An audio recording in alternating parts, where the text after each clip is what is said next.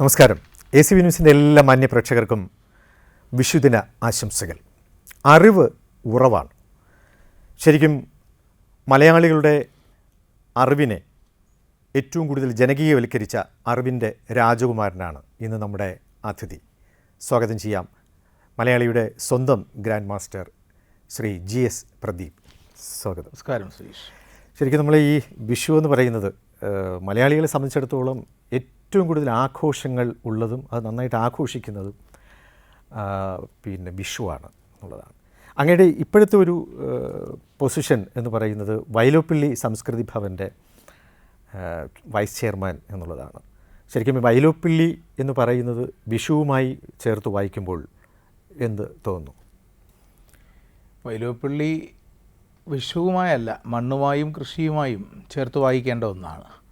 അപ്പോൾ ഈ പുതിയ തലമുറ ഏത് ധൂസര സങ്കല്പങ്ങളിൽ വളർന്നാലും യന്ത്രവൽകൃത ലോകത്തിൽ പുലർന്നാലും മനസ്സിലുണ്ടാവട്ടെ ഗ്രാമത്തിൻ വിശുദ്ധിയും മണവും മമതയും ഇത്തിരി കൊന്നപ്പൂവും എന്നൊക്കെ വൈലോപ്പിള്ളിയുടെ കവിതയിലുണ്ട്. എങ്കിലും ആ ഒരു വിഷു എന്ന ഒരു പ്രത്യയമല്ല, അതിനുപരിയായി മലയാളിയുടെ ഏറ്റവും വലിയ കാർഷിക ബോധ്യങ്ങളുടെ കാർഷിക സംസ്കാരത്തിൻ്റെ ഉത്സവവും അടയാളപ്പെടുത്തലും എന്നതാണ് വിഷുവിലൂടെ വൈലോപ്പിള്ളി നിർദ്ധാരണം ചെയ്തത് എന്ന് വേണം കാണാൻ. മലയാളിയുടെ ഉത്സവങ്ങളെക്കുറിച്ച് ശ്രദ്ധിച്ചിട്ടുണ്ടോ? മലയാളിയുടെ ഉത്സവങ്ങളിൽ ഏറെക്കുറെ ഭൂരിഭാഗവും വേണ്ട ആത്യന്തികമായി എല്ലാം തന്നെ മണ്ണുമായി ചേർന്ന് ബ്ലെൻഡഡാണ്. അത് കണിക്കൊന്ന, ഇപ്പോൾ ഇവിടെ നമ്മൾ അലങ്കരിച്ച് വെച്ചിരിക്കുന്ന ഈ കണിക്കൊന്ന, അത് പൂത്തു വിടരുന്ന കാലമാണ് ഉത്സവം. ഓണവും അങ്ങനെയാണ്. തീർച്ചയായിട്ടും. ഓണമെന്ന് പറയുന്നത്, എന്നോട് ഒരാൾ ചോദിച്ചു ഈ മാവേലി മടങ്ങി വരുന്നതിൻ്റെ ആഘോഷം. ഞാൻ പറഞ്ഞു അതല്ല, അങ്ങനെ കാണണ്ട. പകരം ചവിട്ടിത്താഴ്ത്തപ്പെട്ടവൻ്റെ തിരിച്ചുവരവിൻ്റെ ഉത്സവമാണ് ഓണം. ലോകത്തിലെ എല്ലാ രാജ്യങ്ങളിലും ഉത്സവങ്ങൾ വിജയത്തിൻ്റെ മെമ്മറി, വിജയത്തിൻ്റെ കമ്മമറേറ്റിംഗ് എ സക്സസ്, രാജാവ്, ദൈവം, ഒരു ഗോത്രവർഗത്തിൻ്റെ വിജയം, ഇതൊക്കെയാണ് ഉത്സവങ്ങൾക്ക് കാരണം. ഒരു നാട്ടിൽ മാത്രമേ അടിച്ചമർത്തപ്പെട്ടവൻ്റെ, ചവിട്ടിത്താഴ്ത്തപ്പെട്ടവൻ്റെ മടങ്ങിവരവിനെ ദേശീയോത്സവമായി പ്രഖ്യാപിച്ചിട്ടുള്ളൂ. അത് നമ്മുടെ നാടാണ്, അല്ലേ? വാമനൻ്റെ പാദത്തെ അല്ലല്ലോ, മാവേലിയുടെ മടങ്ങിവരവ്, മനസ്സുകളിലേക്കുള്ള മടങ്ങിവരവാണ് നമ്മുടെ ഉത്സവം. അപ്പോഴാണ് എന്നോട് ഒരാൾ ചോദിച്ചു, അപ്പോൾ അങ്ങനെയാണെങ്കിൽ മാവേലി ഏത് വഴിയിൽ കൂടെയാണ് മടങ്ങുന്നത്? അപ്പോൾ ഞാൻ അവരോട് പറഞ്ഞത്, ആ ചിങ്ങമാസത്തിൽ മണ്ണിൽ നിന്ന് പൊട്ടുന്ന മുളയുണ്ടല്ലോ, ഏത് ചെടിയുടെ ആവട്ടെ, മണ്ണിൽ നിന്ന് പൊട്ടുന്ന മുളയുടെ പേരാണ് മഹാബലി എന്നാണ് ഞാനൊരു പ്രസംഗത്തിനിടെ ഞാൻ പറഞ്ഞത്. വിഷുവും അതാണ്. ശരിക്കും ഈ വിഷ്ണു കരിഞ്ഞുപോയ ചെടിയിൽ പൂക്കുന്ന മഞ്ഞ നിറത്തിൻ്റെ പേരാണ് കൃഷ്ണൻ ഈ സങ്കല്പത്തിൽ, അല്ലേ? തീർച്ചയായിട്ടും. ഈ കൃഷ്ണസങ്കല്പം എന്താണെന്ന് ചോദിക്കാനാണ് വന്നത്. ഈ വളരെ കൺവെൻഷണലായ ഒരു ഭക്തനല്ല ഞാൻ. യാഥാസ്ഥിതികമായ ഒരു ഭക്തിയുടേതായ ചില കാഴ്ചപ്പാടുകളുണ്ടല്ലോ. ഉദാഹരണത്തിന് എൻ്റെ ഭാര്യ, അവൾ എല്ലാ ദിവസവും രാവിലെയും വൈകുന്നേരവും വിളക്ക് കൊളുത്തുകയും പ്രാർത്ഥിക്കുകയും മാസത്തിൽ 3-4 തവണ ഗുരുവായൂർ അമ്പലത്തിൽ പോവുകയും എല്ലാ ക്ഷേത്രങ്ങളിലുമൊക്കെ പോകുന്ന ഭക്തയാണ്. എൻ്റെ വീട്ടിലൊരു പക്ഷേ ഏറ്റവും കൂടുതലുള്ളത് കൃഷ്ണൻ്റെയും കുതിരയുടെയും ബുദ്ധൻ്റെയും പ്രതിമകളാണ്. അത് ഓരോരുത്തർ കൊണ്ടുവരുന്നതാണ്. പല ചടങ്ങുകൾക്ക് വരുമ്പോൾ അല്ലെങ്കിൽ സ്റ്റേജിൽ പോകുമ്പോൾ. അപ്പോൾ ഞാൻ ഏത് പ്രോഗ്രാമിന് പോകുമ്പോഴും എനിക്ക് അവിടെ നിന്ന് കിട്ടുന്ന മിക്കവാറും ഒരു കുതിരയായിരിക്കും. അത് അശ്വമേധത്തിൻ്റെ പശ്ചാത്തലത്തിലാണ്. എന്നാൽ ഭാര്യയുടെ ഡാൻസ് പ്രോഗ്രാമുമായി ബന്ധപ്പെട്ട് എല്ലായിടത്തും അവൾക്ക് കിട്ടുന്ന ഒരു കൃഷ്ണ വിഗ്രഹമാണ്. കാരണം അവൾക്കുള്ള ഈ കൃഷ്ണൻ വിഗ്രഹങ്ങളോട്, കൃഷ്ണനോടുള്ള താല്പര്യം അവരുടെ ഇടയിലൊക്കെ അറിയാമെന്നുള്ളത് കൊണ്ട്. അപ്പോൾ ഈ കൃഷ്ണനോട് എനിക്കൊരു വലിയ കമ്പമുണ്ട്. അത് ഈ നമ്മൾ കാണുന്ന ഒരു കൃഷ്ണ എന്ന ഭക്തിയുടേതല്ല. ഏത് ഇതിഹാസ കഥയിലും, ഐ റിപ്പീറ്റ്, ഏത് ഇതിഹാസ കഥയിലും കൃഷ്ണനോളം പോകുന്നൊരു ഇൻ്റലക്ച്വലിനെ ഞാൻ കണ്ടിട്ടില്ല. ഏറ്റവും ബ്രില്യൻ്റായ, ഏറ്റവും കൂടുതൽ ഒരുപക്ഷെ ഇന്ത്യൻ ഇൻ്റലിജൻസിൻ്റെ എപ്പിറ്റോം ആരാണെന്ന് ചോദിച്ചാൽ ഞാൻ പറയുന്നത് അത് കൃഷ്ണനാണ് എന്നാണ്. അത് ഉപദേശം കൊടുത്തത് കൊണ്ടാണ് അങ്ങനെ പറയുന്നത്? അങ്ങനെയല്ല, കൃഷ്ണൻ്റെ ഇൻ്റലിജൻസ് വളരെ ഷാർപ്പാണ്. അത് കൃഷ്ണൻ്റെ യുദ്ധതന്ത്രങ്ങളിലോ സ്ട്രാറ്റജിയിലോ മാത്രമല്ല, വളരെ ചെറിയ നൈതികമായ, ദാർശനികമായ ചില കാര്യങ്ങൾ എടുത്തു നോക്കൂ. അപ്പോൾ നമ്മളൊരു തിരഞ്ഞെടുപ്പ് കഴിഞ്ഞു, അല്ലേ? ഈ തിരഞ്ഞെടുപ്പിൻ്റെ ഫലം വരാനിരിക്കുന്നത് May 4-നാണ്. സാധാരണഗതിയിലൊരു തിരഞ്ഞെടുപ്പ് കഴിഞ്ഞ് കഴിയുമ്പോൾ ഒരു വരാനിരിക്കുന്ന ഫലത്തിന് വേണ്ടിയുള്ളൊരു കാത്തിരിപ്പുണ്ടാകും. പക്ഷേ അവിടെ നമ്മൾ പല സ്ഥലങ്ങളിൽ നിന്ന് നമുക്കത് ആർക്കും ഗണിച്ചറിയാൻ കഴിയില്ല. ജനങ്ങളുടെ മനസ്സ്, നമ്മൾ വലിയ ആത്മവിശ്വാസമോ ഒരല്പം ആത്മപ്രശംസയോ ഒക്കെ പലയിടങ്ങളിൽ നിന്ന് നമ്മൾ ഓൾറെഡി കേട്ട് കഴിഞ്ഞു. ഏറ്റവും നൈതികമായ ദർശനം കൃഷ്ണനാണെന്ന് ഞാൻ പറഞ്ഞത് മഹാഭാരത യുദ്ധകാലമാണ്. കർണപർവം ആരംഭിക്കുന്നു. അഹരഹ മഹമഖലുവാൻ മഹികുലപതി ശയനലീലകൾ മഹതഭാരത ചരിതവ്യാചേന മഹതാമാനന്ദം വരുവൻ ചൊല്ലുവൻ. ഇത് കർണപർവമാണ്. ഇതെന്നെ പഠിപ്പിച്ച ആളിനെ വിഷുവുമായി ബന്ധമുണ്ട്, വരികയെ പറയാം.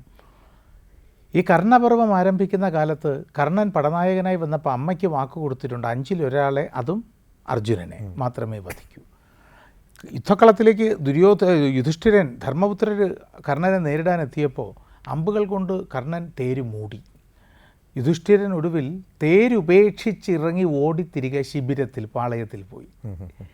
കാര്യം കർണനറിയാം കൊല്ലാൻ പാടില്ല, പക്ഷേ പരമാവധി അപമാനിച്ചാണ് വിട്ടത്. അപ്പം പോയി ചൂത് കളിക്കാൻ പറഞ്ഞാൽ വിട്ടത്. അങ്ങനെ അവിടെ ചെന്നപ്പോൾ ഇയാൾക്ക് വല്ലാതെ, യുധിഷ്ഠിരന് വല്ലാതെ ഹർട്ട് ചെയ്തു. അദ്ദേഹത്തിൻ്റെ ആത്മാഭിമാനം വ്രണപ്പെട്ടു. അദ്ദേഹം അർജുനനെ വിളിപ്പിച്ചു. എന്നിട്ട് പറഞ്ഞു, നീയാണോ ഈ പേര് കേട്ട പാർത്ഥൻ? നീ ഒരു ഭീരുവാ, കർണൻ്റെ നിഴലിനോട് യുദ്ധം ചെയ്യാനുള്ള കഴിവ് നിനക്കില്ല. നീ ഒരു കാര്യം ചെയ്യൂ, അസ്ത്രം മറ്റാരെങ്കിലും ഏൽപ്പിച്ചിട്ട് പോകൂ എന്ന രീതിയിലെല്ലാം പറഞ്ഞു. പൊതുവേ ഒരല്പം താൻ മിടുക്കനാണെന്ന് തോന്നലുള്ളവർക്ക് ഒരു പരാജയം ആരോപിക്കപ്പെട്ടാൽ അപമാനഭീതി ഉണ്ടാവും. അത് ആർക്കായാലും ഉണ്ടാവും. സ്വാഭാവികമായി ഒരു ചെറിയ ആത്മവിശ്വാസം കൂടുതലുള്ളവർക്ക് അതുണ്ടാവും. അതുപോലെ തന്നെ അർജുനനും ആത്മാഭിമാനം മുറിവേറ്റപ്പോൾ ദേഷ്യം വന്നു. അർജുനൻ വാളൂരി ജ്യേഷ്ഠനെ കൊല്ലാൻ ഓങ്ങി. തെറിവാക്കും പറഞ്ഞു എന്നാണ്, ഞാനല്ല ഇതിഹാസം പറയുന്നത്. അപ്പോൾ ഇടപെട്ടത് കൃഷ്ണനാണ്. കൃഷ്ണൻ പറഞ്ഞു, അരുത് പാർത്ഥ, നീ എന്ത് അവിവേകമാണ് ഈ കാണിക്കുന്നത് എന്നൊക്കെ പറഞ്ഞ് കോംപ്ലിമെൻറ്റ്സ് ആക്കി. ആരുടെ ഭാഷയിൽ? നമ്മുടെ ജനാർദ്ദനൻ്റെ മന്നാർമത്തായി ഭാഷയിലെല്ലാം പറഞ്ഞ് കോംപ്ലിമെൻറ്റ്സ് ആക്കി വിളിച്ചുകൊണ്ടുപോയത് സാക്ഷാൽ മാധവനാണെന്നാണ് കഥ. രാത്രിയായപ്പോൾ എല്ലാം ഈ വിവരക്കേട് കാണിച്ചു കഴിച്ച് കുറേ കഴിയുമ്പോഴാണല്ലോ കുറ്റബോധം ഉണ്ടാവുക. രാത്രിയായപ്പോൾ പാർത്ഥനുമുണ്ടായി മനസ്സിൽ വല്ലാത്ത ചാഞ്ചല്യം. ഞാനെന്താ അവിവേകം കാണിച്ചത്? ജ്യേഷ്ഠനെ, പിതൃതുല്യനായ ജ്യേഷ്ഠനെ, അതും ധർമ്മിഷ്ഠനായ യുധിഷ്ഠിരനെ ഞാൻ തെറിവാക്കു പറഞ്ഞു കൊല്ലാനോങ്ങി. ഇനി താൻ ജീവിച്ചിരിക്കാൻ അർഹനല്ല, പ്രായശ്ചിത്തമായി ഇതാ എൻ്റെ മരണം എന്ന് പറഞ്ഞുകൊണ്ട് അർജുനൻ കഴുത്ത് മുറിച്ച് ആത്മഹത്യ ചെയ്യാൻ വേണ്ടി വാളൂരി. അവിടെയും സാക്ഷാൽ കൃഷ്ണൻ ഇടപെട്ടു എന്ന് കഥ. എന്നിട്ട് അർജുനനോട് പറഞ്ഞത് ചെയ്യരുതെന്നല്ല, പാർത്ഥ, നീ ചെയ്ത തെറ്റ് ഈ പ്രപഞ്ചത്തിലെ പൊറുക്കാൻ കഴിയാത്ത തെറ്റാണ്. നീ ജ്യേഷ്ഠനെ കൊല്ലാനോങ്ങിയത്. ആ തെറ്റിന് നീ ഈ ലോകത്തിലെ ഏറ്റവും കടുത്ത ശിക്ഷ അനുഭവിക്കണം. അതിന് പക്ഷേ മരണം ഒരു ശിക്ഷയാണോ? മരണം കൊണ്ട് നിൻ്റെ തെറ്റിൽ നിന്ന് മോചനം കിട്ടുമെന്ന് നീ കരുതുന്നുണ്ടെങ്കിൽ മരണം വലിയ ശിക്ഷ അല്ല പാർത്ഥ. അപ്പോൾ അർജുനൻ ചോദിച്ചു, പിന്നെന്താ അതിനേക്കാൾ കടുത്ത ശിക്ഷ? മെയ് 4 ആയില്ല. അതിനു മുമ്പ് ഈ സ്വയം പ്രശംസിക്കുന്നവരും കൂടി കേൾക്കാനാണ് വിനയത്തോടെ ഓർമ്മിപ്പിക്കുന്നത് കൃഷ്ണൻ്റെ വാക്ക്. അന്ന് കൃഷ്ണൻ പറഞ്ഞു, പാർത്ഥ, മരണത്തോളം ഒക്കുന്ന അല്ലെങ്കിൽ മരണത്തെക്കാൾ വലിയ മറ്റൊരു ശിക്ഷയുണ്ട്. ആത്മപ്രശംസ ആത്മവധത്തോളം ഒക്കുമിടോ എന്നാണ്. നീ സ്വയം അങ്ങ് പുകഴ്ത്തിയാൽ മതി.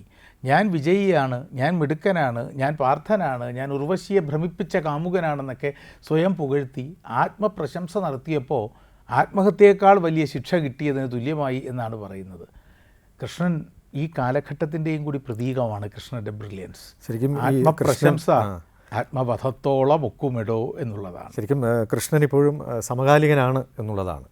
ശരിക്കും കൃഷ്ണൻ എന്ന, ഞാൻ പറഞ്ഞല്ലോ, നമ്മൾ രണ്ടുപേരും പറയുന്ന കൃഷ്ണനിൽ വ്യത്യാസമുണ്ട്. ഞാൻ പറയുന്നത് കൃഷ്ണൻ എന്ന കൽപ്പനയാണ്. ഞാൻ പറഞ്ഞല്ലോ, ഇന്ത്യൻ ഇൻ്റലിജൻസിനെ ഏറ്റവും മനോഹരമായി ആവിഷ്കരിച്ച കൽപ്പന കൃഷ്ണൻ്റേതാണ്. ഈ 16-ാം തീയതി ഒരു ഡാൻസ് വർക്ക്ഷോപ്പുമായി ബന്ധപ്പെട്ട് എൻ്റെ ഭാര്യയും മകളും വൃന്ദാവനിലേക്ക്, മധുരയിലാണ് പോകുന്നത്. അവർ വൃന്ദാവനിൽ പോകുന്ന ഡാൻസ് വർക്ക്ഷോപ്പ് മാത്രമല്ല, അവർക്ക് കൃഷ്ണൻ്റെ സ്ഥലം എന്നാണ് അവർ കാണുന്നത്. അത് അവരുടെ കൃഷ്ണ സങ്കല്പമാണ്. എൻ്റെ കൃഷ്ണൻ കൽപ്പനയിലെ കൃഷ്ണനാണ്. അത് ഏറ്റവും മനോഹരമായൊരു ക്യാരക്ടറാണ്.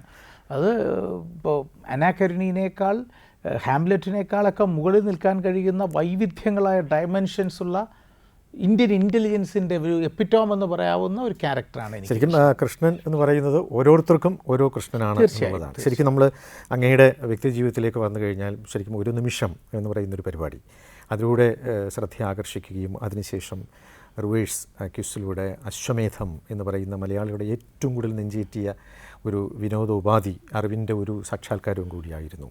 അങ്ങനെ ഗ്രാൻഡ് മാസ്റ്ററിലേക്ക് എങ്ങനെയായിരുന്നു അതിൻ്റെ? എനിക്ക് ആ ഒരു പ്രോസസ്സിനോട് എനിക്ക് വ്യക്തിപരമായി വിയോജിപ്പുണ്ട്.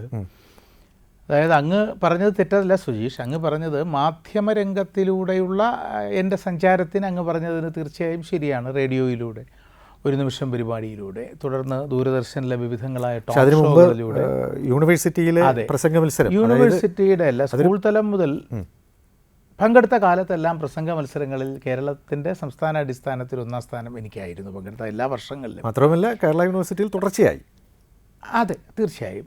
ഇന്നും ഞാൻ മനസ്സിലാക്കിയെടുത്തോളം ഏറ്റവും കൂടുതൽ പ്രതിഫലം പ്രസംഗത്തിന് വാങ്ങുന്ന ഒരാൾ ഞാനാണ്. അത് എൻ്റെ ഒരു പ്രശസ്തി കൊണ്ടുള്ള പ്രതിഫലമല്ല, എൻ്റെ പ്രസംഗത്തിന് കിട്ടുന്ന പ്രതിഫലമാണ്. ഇന്ത്യക്കകത്തും പുറത്തും അതെ.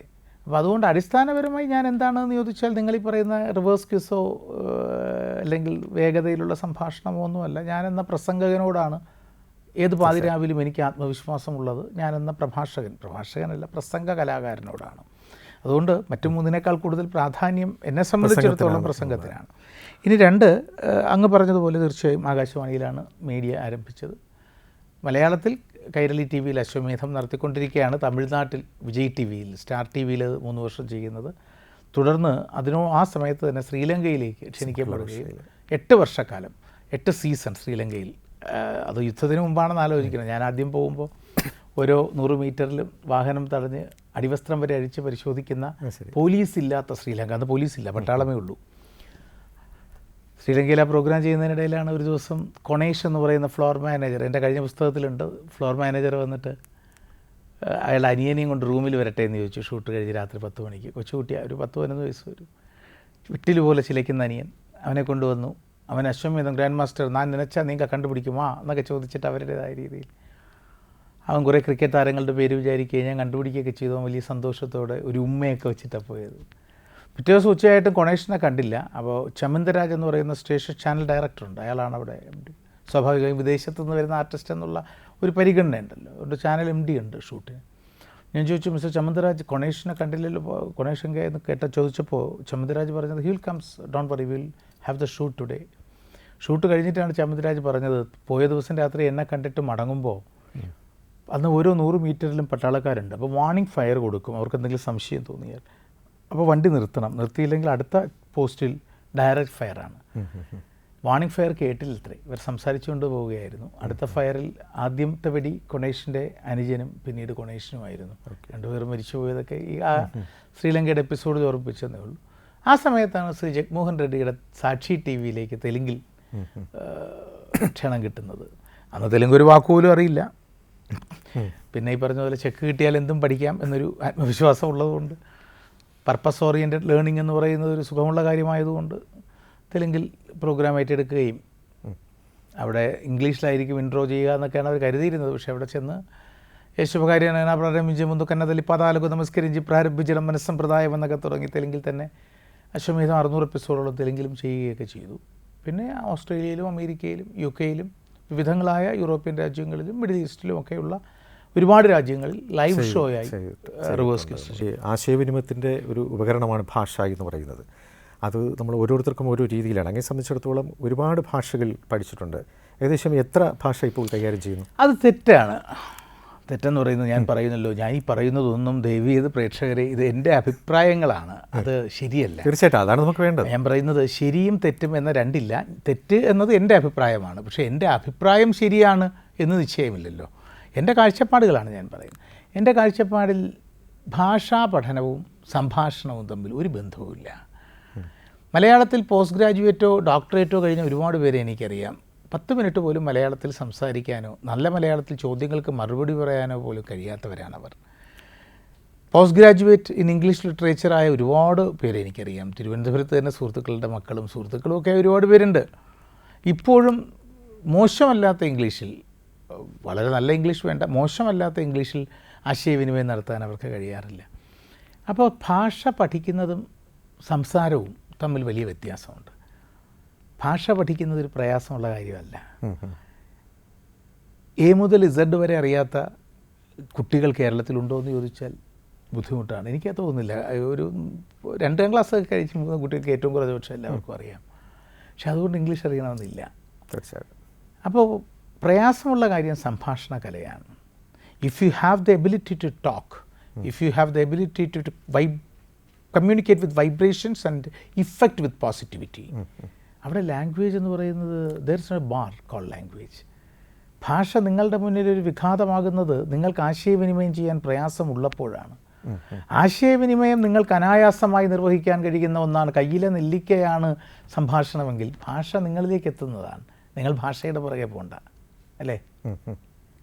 അതുകൊണ്ട് ഭാഷ പഠിക്കുന്നതും സംഭാഷണവും തമ്മിൽ വലിയ ബന്ധമില്ല. അല്ല, എന്തായാലും എത്ര ഭാഷ കൈകാര്യം ചെയ്യും എന്നുള്ളതായിരുന്നു എൻ്റെ ചോദ്യം. മലയാളം മാത്രം കൈകാര്യം ചെയ്യുക എന്ന് പറഞ്ഞാൽ ഞാൻ അവനെ അങ്ങ് കൈകാര്യം ചെയ്തോളാം എന്ന് നമുക്ക് പറയാവുന്ന ധൈര്യം വേണമല്ലോ.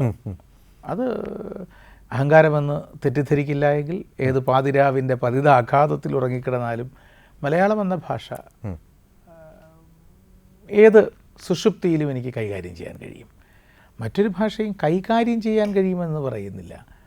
പക്ഷേ മറ്റേത് ഭാഷയിലെയും എൻ്റെ പരിമിതികളെ, എൻ്റെ ആശയവിനിമയ സ്വായത്തമാക്കിയത് എനിക്ക് ഓവർകം ചെയ്യാൻ കഴിയും. അതെങ്ങനെയാണ് ആ ഭാഷ സ്വായത്തമാക്കിയത്? അല്ലെ, നമ്മൾ സംസാരിക്കണമെങ്കിൽ തീർച്ചയായും പർപ്പസ് ഓറിയൻറ്റഡ് ലേണിംഗ് ആണ് സുഹൃത്തെ. നമ്മളിപ്പോൾ ഓരോ ഭാഷയ്ക്കും ഓരോ സംഗീതമുണ്ട്. തീർച്ചയായിട്ടും ഒരേ കാര്യം രണ്ട് ഭാഷയിൽ പറയാം. അത് രണ്ടിനും ഉപയോഗിക്കുന്ന അർത്ഥവും വാക്കർത്ഥങ്ങളും വാച്യാർത്ഥങ്ങളും ഒക്കെ ഒന്നാണെങ്കിലും സംഗീതം വ്യത്യസ്തമാണ്. പല വർഷങ്ങൾക്ക് മുമ്പ് മധുരയിൽ, തമിഴ്നാട്ടിലെ മധുരയിലെത്തിയ ഗാന്ധിജി അർത്ഥനഗ്നനായ ഒരു സന്യാസിയല്ല. അദ്ദേഹം മേൽവസ്ത്രവും ശിരോവസ്ത്രവും എല്ലാം അണിഞ്ഞൊരു മനുഷ്യൻ. നമ്മുടെ കുട്ടികളോട് ചോദിച്ചാൽ 1869 ഒക്ടോബർ 2 ജനിച്ചതും 948 ജനുവരി 30 മരിച്ചതും, അച്ഛൻ്റെ പേര് കാബ ഗാന്ധി, അമ്മയുടെ പേര് പുത്തലിഭായ്, കൊന്നത് ഗോഡ്സെ എന്നൊക്കെ പറയാൻ കഴിയും. പക്ഷേ കുട്ടികൾ പഠിക്കേണ്ടത് അക്കരെ ആളുകളില്ലാത്ത കോണിൽ നിന്ന ഒരു സ്ത്രീയുടെ നഗ്നതയും വൈവശ്യതയും കണ്ട് തൻ്റെ മേൽവസ്ത്രത്തെയും ശിരോവസ്ത്രത്തെയും ആ സ്ത്രീ നിന്ന് അരികിലേക്ക് ഒഴുക്കിവിട്ട ഒരു മനുഷ്യൻ്റെ പേരാണ് ഗാന്ധി എന്നാണ്. അതല്ല എങ്കിൽ ഒഴുകി വന്ന ആ തുണിക്കഷ്ണത്തെ തൻ്റെ കൈകൾ കൊണ്ട് എത്തിപ്പിടിച്ച് നെഞ്ചോട് ചേർത്തു പിടിച്ച് വിതുമ്പിക്കരഞ്ഞുപോയ ഒരു ഇന്ത്യൻ സ്ത്രീയുടെ കണ്ണുനീരിൽ ഉയർത്തപ്പെട്ട നഗ്നതയുടെ മഞ്ഞുഗോപുരങ്ങൾ കണ്ട് തപ്തമായ ഒരു മനസ്സിൻ്റെ ഉടമയാണ് ഗാന്ധി എന്നാണ്. അതാണ് അറിവിൻ്റെ രസതന്ത്രം. ഇത് നമ്മൾ മലയാളത്തിൽ പറയുന്നത് ഈ ഒരു സബ്ലിമിറ്റിയോടെയാണ്, അല്ലേ? ഈ സബ്ലിമിറ്റിയാണ് മലയാളം എന്ന ഭാഷയുടെ ഏറ്റവും വലിയ വൈകാരികത. നമുക്ക് പരിചയമുള്ള പല പ്രസംഗകരുമുണ്ട്. അങ്ങനെ ഒരു കാര്യവുമില്ല, നമുക്ക് എഴുന്നേറ്റ് പോകാൻ തോന്നും, ഇയാളെത്ത് നാടകം കളിക്കുന്നതെന്ന് തോന്നും. നിങ്ങളിലേക്ക് എത്തുന്ന രീതിയിലുള്ള സബ്ലിമിറ്റിയാണ് മലയാളം ആവശ്യപ്പെടുന്നത്. ഇതേ കാര്യം തമിഴിൽ പ്രസംഗിച്ചാലോ? പല്ലാണ്ടുകൾക്ക് മുന്നർ ഒരു മുறை தமிழகத்திற்கு வந்தார் காந்தியடிகள். தாங்க முடியாத வெப்பம் நிலவியிருந்த காலம்.